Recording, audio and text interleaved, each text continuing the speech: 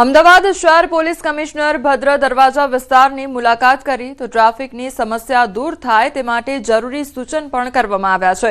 ઉચ્ચ પોલીસ અધિકારીઓ પણ હાજર રહ્યા। નોંધનીય છે કે પોલીસ કમિશનર અલગ અલગ વિસ્તારોમાં મુલાકાત કરી રહ્યા છે। ટ્રાફિકની સમસ્યા નિવારવા માટેનો પ્રયત્ન હાથ ધરવામાં આવી રહ્યો છે।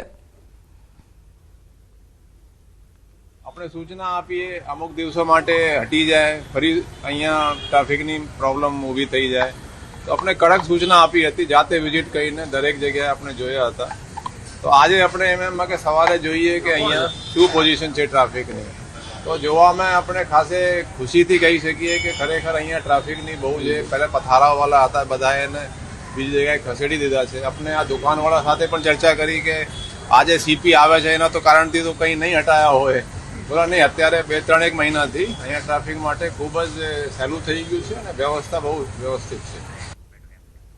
ગુજરાતના નાયબ મુખ્યમંત્રી હર્ષ સંઘવી બનાસકાંઠાની મુલાકાતે પહોંચ્યા છે ત્યારે ડીસાના હવાઈ પિલ્લર ગ્રાઉન્ડ ખાતે 51 નવીન બસનું લોકાર્પણ કરવામાં આવ્યું। નાયબ મુખ્યમંત્રી હર્ષ સંઘવી બસમાં બેસી ડીસાના હવાઈ પિલ્લરથી રાજપુર પાંજરાપોળ સુધી કરી મુસાફરી તો રાજપુર પાંજરાપોળ ખાતે પહોંચી સ્વર્ગસ્થ ગૌસેવક ભરતભાઈ કોઠારીની મૂર્તિનું અનાવરણ કરશે।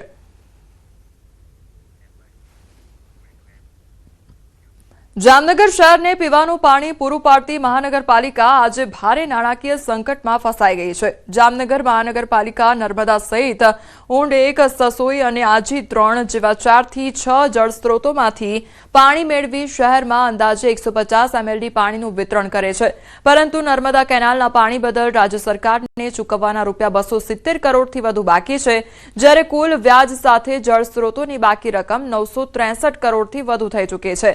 આ નાણાં ચૂકવવા માટે અવારનવાર રાજ્ય સરકાર અને મહાનગરપાલિકા વચ્ચે પરામર્શ થયો હોવા છતાં હજી સુધી કોઈ ઉકેલ આવ્યો નથી। અનેક રજૂઆતો છતાં પણ પ્રશ્ન યથાવત રહેતા વોટર વર્ક્સ શાખા પર આર્થિક દબાણ વધતું જાય છે। સસોઈ, ઊંડ, આજી 3 અને નર્મદામાં ઘણા વર્ષોથી લેણ બાકી છે અને પૈસા આપવાના થાય છે। એના મીટર પ્રમાણે બિલ આવે છે દર મહિને, એ ચૂકવવાના બધું મળીને અંદાજે 963 કરોડ જેટલા રૂપિયા બાકી રહે છે। અને પ્લસ એની વ્યાજ કે પેનલ્ટી જે લાગે એ અલગ થાય છે। આ તમામ બાકી લેણા બાદ કરવા માટે, માફ કરવા માટે સરકારશ્રીમાં પત્રવ્યવહાર પણ અત્રેથી કરવામાં આવેલ છે। તેમજ આના માટે દર વર્ષે મિટિંગ થાય છે, એમાં પણ રજૂઆત કરવામાં આવેલ છે। નસવાડીના જેમલગઢથી આલિયાઘોડા તરફ જવાના રસ્તાઓ પર લો લેવલનો કોઝવે તૂટેલી હાલતમાં જોવા મળી રહ્યો છે। વર્ષોથી ગ્રામજનો પુલની માંગ કરી રહ્યા છે, પરંતુ તંત્રની અધિકારીઓ રજૂઆત ન સાંભળતા ગ્રામજનો રોષે ભરાયા છે। નિંદ્રાધીન તંત્રને જગાડવા માટે ગ્રામજનોએ કોઝવે પર આવીને સૂત્રોચ્ચાર કર્યા। તો આપને જણાવી દઈએ કે આ ફળિયામાં 400થી વધુ લોકોની વસ્તી છે। તમામને તૂટેલા કોઝવેના લીધે હાલાકી ભોગવવી પડી રહી છે। સ્થાનિકો 30 વર્ષથી પુલની માંગ કરી રહ્યા છે। હજુ તેમની રજૂઆત કોઈએ ન સાંભળી હોવાની સ્થાનિકો ફરિયાદ કરી રહ્યા છે। અહીં કેટલી મુશ્કેલ પડે છે કે બાળકો ચડકે, વાહન ચડકે, એને બહુ મુશ્કેલ તકલીફ પડે છે। બધે ખાડા છે, તમે જુઓ। હા, ચોમાસામાં તકલીફ પડે। શાળામાંથી નિશાળિયા 5 વાગે છૂટે શાળામાંથી, તો 5 થી 6 ના ગાળામાં નિશાળ આવે, તો અહીં ચોમાસામાં પાણી ભરપૂર જાય। તો ચોમાસામાં જે પાણી ઓછું ના થાય ત્યાં સુધી નિશાળિયાને લેવાની તકલીફ પડે છે અમને। ચોમાસાની અંદર જ્યારે વારંવાર ગાબડા પડવાથી આવી છોકરોને આવવા જવાની બી તકલીફ પડે છે અને 3 થી 4 વાળા ગાબડા પૂરવામાં આવેલા છે। એટલે આ પરિસ્થિતિ અમારી એવી છે કે બહુ ગંભીર હાલતની પરિસ્થિતિ। રોડ લઈ જવું હોય, જાનવર લઈ જવું હોય કે માલ સામાન લઈ જવું હોય, કોઈને ડિલિવરી પર ચોમાસાની અંદર પરસુવાટ હોય ને તો બી અમારે તકલીફ પડે છે। તંત્ર સાંભળતું નથી તો શું કરવું? સાંભળતું નથી એવું ને એમ જ કહેવાય ને। રજૂઆત તો કરી, એનો મતલબ એ થયો છે કે સાંભળતું નથી તો જ આ પ્રશ્ન બને ને। આ ચોમાસાની અંદર આ પાણી ભરપૂર આવવાથી છોકરાઓને તકલીફ પડે છે નિશાળે જવાનું। તો આ દરેક ભાઈઓને આવણ જાવણ માટે પણ તકલીફ પડે છે। તો દરેક કંઈક લેવા જવું હોય એમ તો ખેડૂતો બી છે અમારે જેમલગઢ મોટા ફળિયાના, એમને બી તકલીફ પડે છે। તો આ પુલની માંગ છે અમારી, એ વહેલી તકે મંજૂર કરી અને આપે એવી અમારી માંગ છે।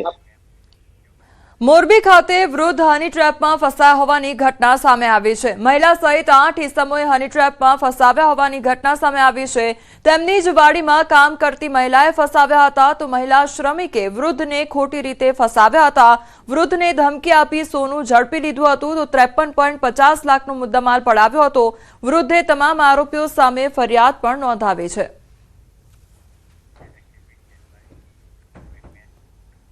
ચાંદીના ભાવે અત્યાર સુધીના તમામ રેકોર્ડ તોડી નવી ઓલ ટાઈમ હાઈ સપાટી હાંસલ કરી લીધી છે।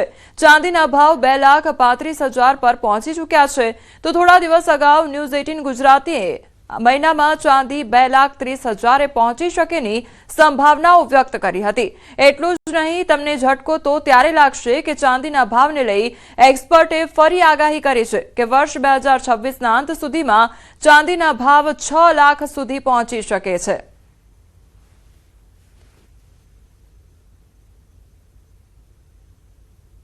તે આજે ફરી એક વખત ઐતિહાસિક સપાટીએ પહોંચી છે। સાથે જ ન્યૂઝ 18 ગુજરાતી છે તે પણ કોમોડિટી ન્યૂઝમાં ફરી એક વખત અગ્રેસર રહ્યું છે। ન્યૂઝ 18 ગુજરાતી દ્વારા જે ગઈ 12 ડિસેમ્બરે જે ન્યૂઝ પ્રસારિત કરવામાં આવ્યા હતા એમાં જે જણાવાયું હતું કે આ મહિનાના અંત સુધીમાં ચાંદી છે તે 2,30,000 પાર પહોંચશે। આપણે જે એક્સપર્ટ સાથે આ વાત કરી હતી 12 ડિસેમ્બરે, આપણે ફરી એક વખત એમની સાથે વાત કરીશું। શું કહેશો? એક તો તમે જે 12 ડિસેમ્બરે લાઈવ ઇન્ટરવ્યુમાં આપણે કીધું હતું કે આ મહિનાના અંત સુધીમાં ચાંદી છે તે 2,30,000 પાર પહોંચશે, તે પહોંચ્યું છે, શું કહેશો? આ 2025નું વર્ષ છે ને એ આખું વર્ષ ચાંદીનું થઈ ગયું છે। તમે જ્યાં જુઓ ત્યાં ચાંદીની ચર્ચા ચાલે છે।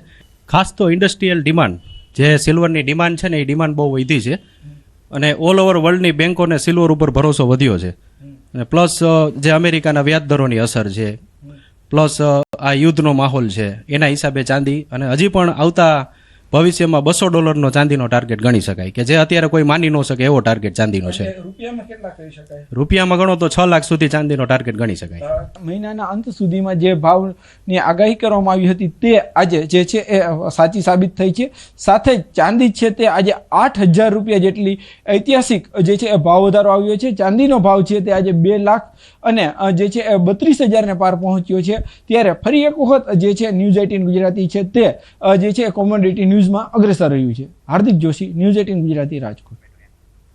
સુરતના પૂર્ણાગામ વિસ્તારમાં અકસ્માત સર્જાયો હોવાની ઘટના સામે આવી છે તો સ્પોર્ટ્સ બાઇકના કારણે 2 લોકોનો જીવ ગયો છે।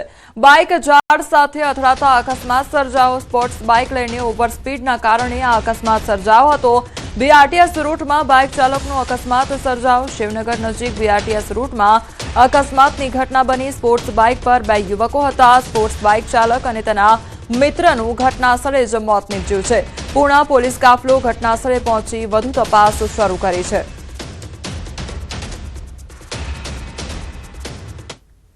દાહોદ પીઆઈ પર હુમલો કરનાર આરોપી ઝડપાઈ ચૂક્યો છે। જાબુઆ જિલ્લાના આરોપીને પોલીસે ઝડપી લીધો છે તો જાનથી મારવાના ઈરાદે આરોપીએ આજ તો મરેગા કહી પથ્થર વડે આંખના ભાગે હુમલો કર્યો હતો તો કતવારા પોલીસ સ્ટેશન મથકે આરોપી વિરુદ્ધ ફરિયાદ નોંધવામાં આવી છે। મહત્વનું છે કે બોર્ડર પર વાહન ચેકિંગ દરમિયાન આ હુમલો થયો હતો જેમાં પીઆઈને મોઢાના ભાગે ગંભીર ઈજા પહોંચી હતી અને હવે હાલ આ જે આરોપી છે તેને ઝડપી પાડવામાં આવ્યો છે।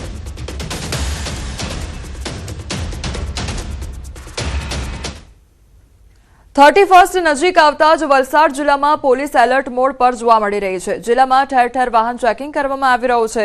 જો કે રાજ્યની વલસાડ જિલ્લામાં આવતી આંતરરાજ્ય ચેકપોસ્ટ પર વિશેષ સુરક્ષા બંદોબસ્ત ગોઠવવામાં આવ્યો છે।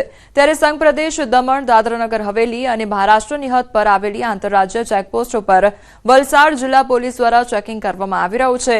પોલીસની આ કાર્યવાહી દરમિયાન દર વર્ષે લાખો કરોડો રૂપિયાનો દારૂનો જથ્થો પણ ઝડપાય છે। સાથે જ નશાની હાલતમાં ગુજરાતમાં પ્રવેશતા શોખીનોને પણ પોલીસ દ્વારા સબક શીખવવામાં આવે છે।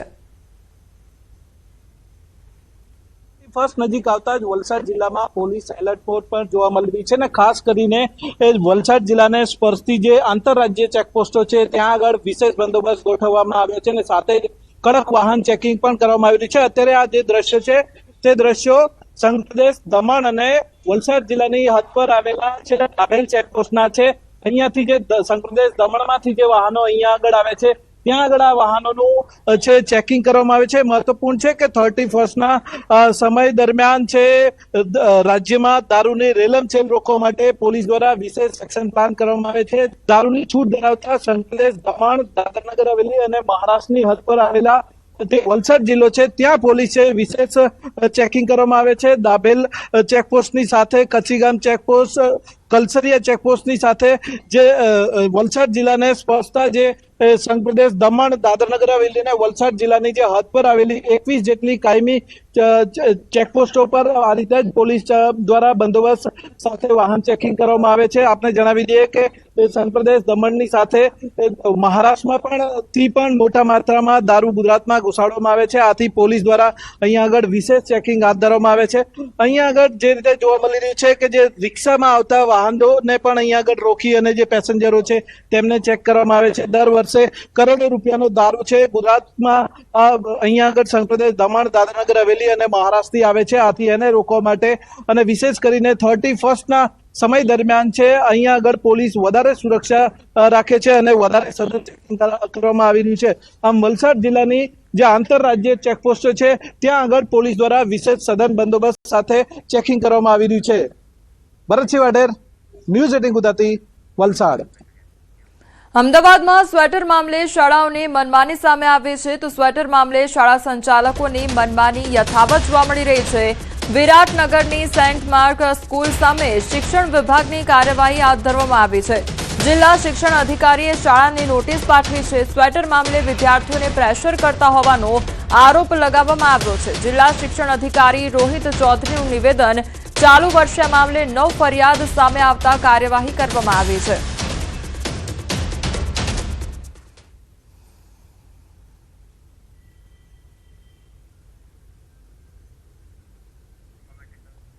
તો સ્વેટર મામલે જે વિદ્યાર્થીઓ છે તેને પ્રેશરાઇઝ કરવામાં આવી રહ્યા હોય તે પ્રકારની આ ઘટના સામે આવી છે અને ચાલુ વર્ષમાં લગભગ 9 જેટલી ફરિયાદ સામે આવી છે. તેના અનુસંધાને આ કાર્યવાહી કરવામાં આવી છે. અંદાજિત 9 જેટલી શાળાઓની સીધી પ્રત્યક્ષ અથવા તો પરોક્ષ રીતે અમને આ બાબતો ધ્યાને આવી, ફરિયાદો મળી અને જેને લઈને અમે તાત્કાલિક શાળાઓ સામે કાર્યવાહી, નોટિસ, ખુલાસા માગી અને સત્વરે એમની સામે આ સ્વેટર અંગે નિયમાનુસાર કોઈ પણ પ્રકારના પ્રેશર ન કરવા બાબતે જણાવવામાં આવેલું છે. વડોદરામાં વૃક્ષો કાપવાના કેસમાં તલસટ ગામના સરપંચને હોદ્દા પરથી દૂર કરવામાં આવ્યા છે. વિશ્વામિત્રી પહોળી કરવાના બહાને સરપંચે વૃક્ષો કાપી નાખ્યા હતા તો 37 વૃક્ષોનું નિકંદન કાઢનાર સરપંચને ડીડીઓએ હોદ્દા પરથી દૂર કર્યા. વડોદરા ગ્રામ્ય મામલતદારે તપાસ કરી 8.35 લાખનો દંડ કર્યો હતો.